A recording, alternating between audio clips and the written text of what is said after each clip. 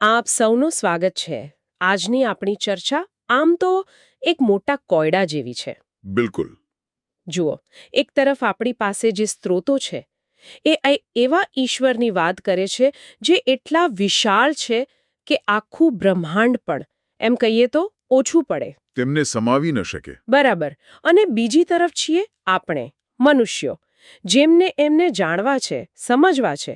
તો સવાલ એ છે કે આ બે છેડા મળે કેવી રીતે? અનંત અને સીમિત, એમની વચ્ચેનો આ પુલ કેવી રીતે બંધાય? આ એકદમ સચોટ વર્ણન છે. આજના સ્ત્રોતો આ જ કોયડાને ઉકેલવાનો પ્રયાસ કરે છે. એટલે કે તે બાઇબલના કેટલાક પરિચિત શ્લોકો લે છે હા, અને તેને એક મોટા ચિત્રમાં ગોઠવીને એક સુસંગત માળખું રજૂ કરે છે. આપણો ઉદ્દેશ્ય આજે એ જ સમજવાનો છે કે આ સ્ત્રોતોના તર્ક મુજબ આ અશક્ય લાગતો સંબંધ કેવી રીતે શક્ય બને છે. તો ચાલો આ ઊંડી ચર્ચા શરૂ કરીએ. અને શરૂઆત ત્યાંથી કરીએ જે આ કોયડાનો પાયો છે, ઈશ્વરનું અકલ્પનીય વિશાળ સ્વરૂપ. હા, સ્ત્રોતોમાં એવી વાત છે કે સ્વર્ગ અને સ્વર્ગોનું સ્વર્ગ પણ તમને સમાવી શકતું નથી. આનો સીધો અર્થ તો એવો થાય કે ઈશ્વર કોઈ એક જગ્યાએ નથી, તે બધે જ છે. બરાબર. પણ આ સ્ત્રોતો એનાથી પણ એક ડગલું આગળ જાય છે. તે કહે છે કે ઈશ્વર માત્ર અવકાશમાં જ સર્વવ્યાપી નથી, પરંતુ તે સમયથી પણ પર છે. સમયથી પણ પર? હા, એટલે કે તે ભૂતકાળ, વર્તમાન અને ભવિષ્ય ત્રણેય કાળમાં એકસાથે હાજર છે. જુઓ, આપણે સમયને એક સીધી રેખા તરીકે જોઈએ છીએ, ખરું ને? હા, એક પછી એક ક્ષણ. પણ તેમના માટે સમય એક ખુલ્લા પુસ્તક જેવો છે, જેનું દરેક પાનું તે એકસાથે જોઈ શકે છે. આ સમજવું થોડું અઘરું છે. અને અહીં એક વાત એવી પણ છે જેણે મને ખરેખર વિચારતી કરી દીધી.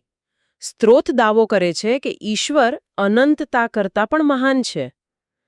એક મિનિટ, આ વાત થોડી અટપટી છે. હા, અનંતતાથી પણ મોટું. સામાન્ય રીતે આપણે તો અનંતતાને જ અંતિમ માનીએ છીએ. એનાથી આડર તો શું હોઈ શકે? અને આ જ મુદ્દો સૌથી મહત્વનો છે. સ્ત્રોત એવું કહેવા માંગે છે કે આપણે, એટલે કે સર્જન કરાયેલા જીવો, જે સૌથી મોટી વસ્તુની કલ્પના કરી શકીએ, જે છે અનંતતા. હા, ઈશ્વર એ કલ્પનાને પણ બનાવનાર અને ટકાવી રાખનાર છે. તે આપણા વિચારોની સીમાથી બંધાયેલા નથી. આ માત્ર કદની વાત નથી, આ સ્વભાવના મૂળભૂત તફાવતની વાત છે. એટલે કે તે સંપૂર્ણપણે અલગ છે. બિલકુલ. તે આપણા જેવી કોઈ વસ્તુ નથી, ભલે તે અનંત મોટી કેમ ન હોય. એટલે આપણે જે સૌથી મોટી વસ્તુ વિચારી શકીએ, ઈશ્વર એ વિચાર કરતાં પણ મોટા છે. આ તો મગજને ચકરાવી દે તેવી વાત છે. હા, પણ આના કારણે એક બીજી સમસ્યા ઊભી થાય છે. જો તે આટલા વિશાળ, આટલા અલગ અને અગમ્ય હોય, તો પછી તેમને જાણવા કેવી રીતે? સ્ત્રોતોમાં પણ લખ્યું છે કે કોઈએ ક્યારેય ઈશ્વરને જોયા નથી. અને તે અગમ્ય પ્રકાશમાં રહે છે. તમે બરાબર મુદ્દા પર આવ્યા છો.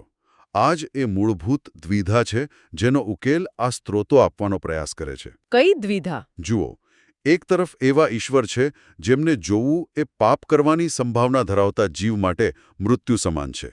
અને બીજી તરફ એવા જીવો છે જેમને તેમના વગર શાંતિ નથી.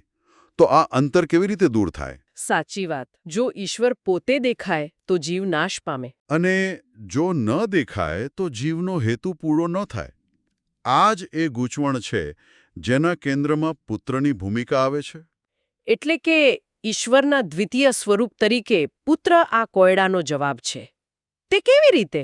સ્ત્રોતો સમજાવે છે કે આ અશક્ય લાગતા જોડાણને શક્ય બનાવવા માટે પુત્ર પોતે એક જીવ બને છે. જે અનંત છે તે સીમિત સ્વરૂપ ધારણ કરે છે. બરાબર. જેથી બીજા જીવો, દેવદૂતો અને મનુષ્યો ઈશ્વરને જોઈ શકે, જાણી શકે અને છતાં નાશ ન પામે. એટલે જ કહ્યું છે, જેણે મને જોયો છે તેણે પિતાને જોયા છે. એટલે પુત્ર એ અદ્રશ્ય ઈશ્વરનું દ્રશ્યમાન સ્વરૂપ બને છે. હા, તે એક એવી બારી છે જેના દ્વારા સૃષ્ટિ તેના સર્જનહારને જોઈ શકે છે. આ તો સમજાયું. પણ સ્ત્રોતોમાં યહોવાના દૂત અને પ્રભુના દૂત વચ્ચેના ફેરફારની પણ વાત છે. એ શું છે? આ એક ખૂબ જ રસપ્રદ મુદ્દો છે. જૂના કરારમાં ઘણીવાર યહોવાના દૂતનો ઉલ્લેખ આવે છે, જે ઈશ્વરના પ્રતિનિધિ તરીકે આવતા હતા.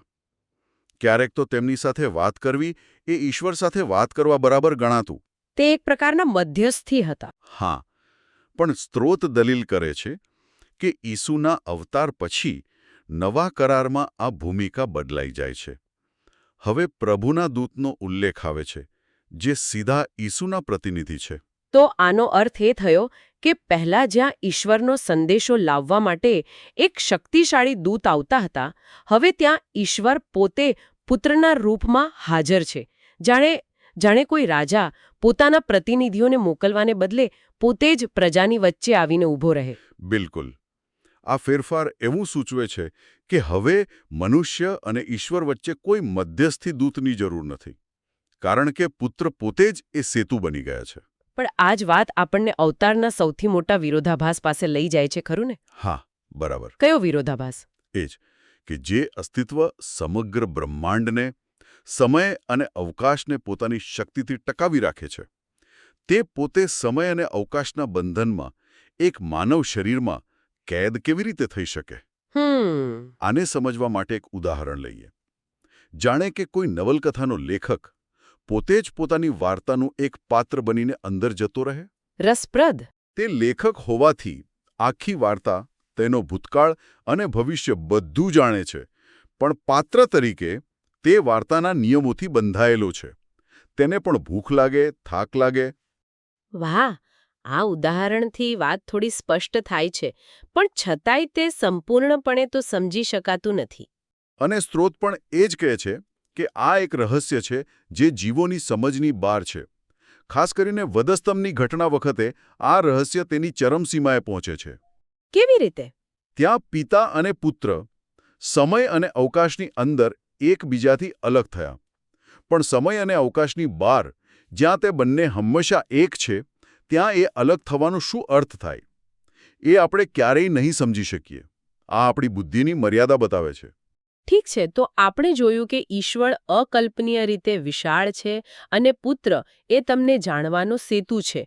પણ શાસન કેવી રીતે ચાલે છે? સ્ત્રોતોમાં સિંહાસન શબ્દ વારંવાર આવે છે. હા. જો ઈશ્વર સર્વવ્યાપી હોય, તો પછી કોઈ એક સિંહાસન પર બેસવાનો શું અર્થ? મને લાગે છે કે અહીં કંઈક બીજું કહેવાનો પ્રયાસ થઈ રહ્યો છે. તમારો સવાલ બિલકુલ યોગ્ય છે. મોટાભાગના લોકો જ્યારે સિંહાસન વિશે વિચારે ત્યારે કોઈ ભવ્ય ખુરશીની જ કલ્પના કરે છે. પણ સ્ત્રોત સમજાવે છે કે સિંહાસન એ કોઈ ભૌતિક વસ્તુ નથી. પણ શક્તિનું કેન્દ્ર છે. બરાબર. તે શક્તિ, અધિકાર અને શાસનનું એક વૈચારિક કેન્દ્ર છે. જેમ આપણે કહીએ કે દિલ્હીએ આ નિર્ણય લીધો, તો એનો અર્થ કોઈ ઇમારત નથી, પણ ભારત સરકારની સત્તાનું કેન્દ્ર છે. એટલે તે એક હેડક્વાર્ટર જેવું છે, પણ ભૌતિક નહીં. અને સ્ત્રોત કહે છે કે ઈશ્વર આ સિંહાસન પર પોતાનું નામ સ્થાપિત કરે છે. આ નામનો શું અર્થ છે? અહીં નામ એટલે માત્ર કોઈ સંબોધન નહીં. પ્રાચીન સંસ્કૃતિઓમાં નામનો અર્થ વ્યક્તિનું ચરિત્ર, તેની શક્તિ અને તેનો અધિકાર થતો હતો. ઈશ્વરનું નામ એટલે તેમની સંપૂર્ણ સત્તા અને ઓળખ. અને આખી વ્યવસ્થામાં સૌથી રસપ્રદ વાત એ છે કે પુત્રને આ નામ વારસામાં મળે છે. હા. એક મિનિટ, તમે કહ્યું કે પુત્રને નામ વારસામાં મળ્યું, પણ શું તેમની પાસે તે પહેલાથી નહોતું? તે તો ઈશ્વર છે. આ વારસામાં મળવાનો શું અર્થ છે? ખૂબ જ સરસ પ્રશ્ન. અને આ જ આખા માળખાની ચાવી છે. દૈવી સ્વભાવે તેમની પાસે હંમેશા અધિકાર હતો, પરંતુ સ્ત્રોત મુજબ એક જીવ બનીને, મનુષ્ય તરીકે તેમને વધસ્તંભ પર આજ્ઞાપાલન દ્વારા અને મૃત્યુ પર વિજય મેળવીને આ અધિકાર કમાયો. હા, કમાયો અથવા વારસામાં મેળવ્યો. એટલે જ ફિલિપીના પત્રમાં લખ્યું છે કે તેમને દરેક નામથી શ્રેષ્ઠ નામ આપવામાં આવ્યું. આ તેમના માનવીય કાર્યનું ફળ છે. ઓહ, તો આ વારસો તેમને માત્ર બચાવનાર તરીકે જ નહીં, પરંતુ સમગ્ર સૃષ્ટિના રાજા તરીકે સ્થાપિત કરે છે. એકદમ સાચું. તો આ સિંહાસન, નામ અને વારસો, આ ત્રણેય વસ્તુઓ એકબીજા સાથે જોડાયેલી છે, અને તે બ્રહ્માંડના શાસનની એક વ્યવસ્થા બનાવે છે, જેનું કેન્દ્ર પુત્ર છે. તો પછી આ વ્યવસ્થામાં અન્ય જીવોની, જેમ કે દેવદૂતો અને મનુષ્યોની શું ભૂમિકા છે? સ્ત્રોત સ્પષ્ટ કરે છે કે દરેક જીવના અસ્તિત્વનો અંતિમ હેતુ ઈશ્વરના ગૌરવ માટે જીવવાનો છે. અને આ ત્યારે જ શક્ય બને છે જ્યારે તેઓ પુત્રને આધીન રહે. એટલે કે આ જ વિભાજન રેખા છે. હા, આ સ્ત્રોતો મુજબ સ્વર્ગ અને પૃથ્વી પરના તમામ જીવો માટે વિભાજન રેખા એ જ છે. શું તેઓ પુત્રના શાસનને સ્વીકારે છે કે નહીં? જે દેવદૂતોએ સ્વીકાર્યું તે સ્વર્ગમાં રહ્યા. જેણે નકાર્યું તે પદભ્રષ્ટ થયા. અને મનુષ્યો માટે પણ આ જ નિયમ લાગુ પડે છે. બરાબર. તો પછી જે લોકો વિશ્વાસ કરે છે તેમની શું ભૂમિકા છે? શું તેઓ માત્ર નિષ્ક્રિય રીતે બચાવ પામેલા લોકો છે જેઓ આ બધું થતું જુએ છે? જરાય નહીં. અને અહીં આ સ્ત્રોતો એક ખૂબ જ શક્તિશાળી વિચાર રજૂ કરે છે. તે કહે છે કે વિશ્વાસીઓ નિષ્ક્રિય દર્શકો નથી. તો શું છે? જેઓ ઈસુના નામ પર વિશ્વાસ કરે છે તેઓ પોતે ઈશ્વરનું મંદિર બની જાય છે. એટલે કે જે ઈશ્વર બ્રહ્માંડમાં સમાઈ શકતા નથી તે હવે વિશ્વાસીઓના હૃદયમાં નિવાસ કરે છે. અને તેનાથી પણ આગળ? હા, તેનાથી પણ આગળ. સ્ત્રોત કહે છે કે તેમના દ્વારા એટલે કે વિશ્વાસી સમુદાય દ્વારા ઈશ્વર તેમના દુશ્મનોને પગની પાટલી બનાવશે. આ તો બહુ મોટી જવાબદારી લાગે છે. આનો અર્થ એ થયો કે વિશ્વાસીઓ ઈશ્વરની બ્રહ્માંડકીય યોજનામાં માત્ર બચાવ પામેલા લોકો નથી, પરંતુ તેમના શાસનને પૃથ્વી પર સ્થાપિત કરવામાં સક્રિય ભાગીદાર છે. એક્ઝેક્ટલી સાચું. તેઓ ઈશ્વરના રાજ્યના નાગરિકો પણ છે અને સૈનિકો પણ. આ દૃષ્ટિકોણ વિશ્વાસીના જીવનને એક બ્રહ્માંડકીય મહત્વ આપે છે. તેમનું જીવન માત્ર વ્યક્તિગત મુક્તિ પૂરતું મર્યાદિત નથી, પરંતુ તે એક મોટા યુદ્ધનો ભાગ છે. જેનો અંતિમ વિજય નિશ્ચિત છે. હા. ચાલો આખી ચર્ચાને એકવાર ફરીથી જોઈએ. આપણે શરૂઆત કરી એક કોયડાથી કે એક અનંત અગમ્ય ઈશ્વરને સીમિત મનુષ્ય કેવી રીતે જાણી શકે. અને આપણે જોયું કે આ સ્ત્રોતો મુજબ પુત્ર પોતે એક જીવ બનીને એ સેતુ બને છે. હા, અને પછી આપણે જોયું કે તે માત્ર મળવા માટેનો સેતુ નથી, પણ શાસન માટેની એક વ્યવસ્થા પણ સ્થાપિત કરે છે. સિંહાસન, નામ અને વારસા દ્વારા પુત્રને સમગ્ર સૃષ્ટિના કેન્દ્રમાં મૂકવામાં આવે છે. અને આ બધાનો અંતિમ હેતુ શું છે? એફેસીના પત્રમાં જણાવ્યા મુજબ સ્વર્ગ અને પૃથ્વી પરની દરેક વસ્તુને ખ્રિસ્તમાં એકીકૃત કરવી. જે કંઈ પણ તૂટેલું છે, વિખરાયેલું છે, તેને ફરીથી જોડવું. અને આ સ્ત્રોતોનો મૂળભૂત તર્ક એવું લાગે છે કે આ બધું વધસ્તંભ પર કેન્દ્રિત છે. એટલે કે વધસ્તંભની ઘટના માત્ર અમુક લોકોને પાપમાંથી બચાવવા માટે નથી, પણ તેનું પરિણામ ખૂબ વ્યાપક બ્રહ્માંડકીય છે. બરાબર. સ્ત્રોત દલીલ કરે છે કે વધસ્તંભનું કાર્ય એટલું સંપૂર્ણ છે કે તે તમામ જીવોની સ્વતંત્ર ઈચ્છાને પણ સંપૂર્ણ બનાવે છે. તે પાપ કરવાની સંભાવનાને જ જડમૂળથી દૂર કરે છે. એટલે કે સૃષ્ટિના મૂળ હેતુને પૂર્ણ કરે છે. હા, જ્યાં દરેક જીવ પ્રેમ અને સ્વતંત્રતાથી ઈશ્વરની સેવા કરે છે, ડરથી નહીં. તે એક એવી સમાપ્તિ છે જ્યાં બધું જ તેની યોગ્ય જગ્યાએ ગોઠવાઈ જાય છે અને સર્જન ખરા અર્થમાં પૂર્ણ થાય છે. તો આ બધી ચર્ચા પછી એક અંતિમ વિચાર મનમાં આવે છે.